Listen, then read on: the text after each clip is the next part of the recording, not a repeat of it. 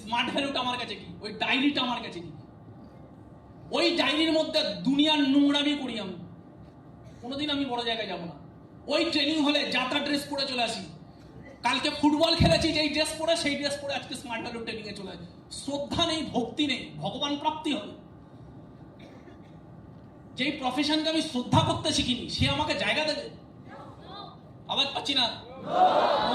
তো জীবনে সাকসেসফুল হতে গেলে অনেক প্যারামিটার্স আছে, ওই প্যারামিটার্স গুলোকে আগে বুঝতে হবে।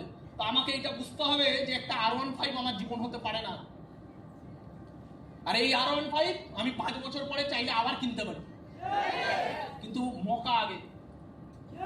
কিন্তু আমরা ব্লেসড যে ধোনির কাছে একটা মকা ছিল যেখানে গ্যারেন্টি ছিল না, ও চাইলে বিলিভ করলে, ডেডিকেটেড হলে তাহলে ও পড়ে যাবে, নাহলে ফিউচার নাও হতে পারে।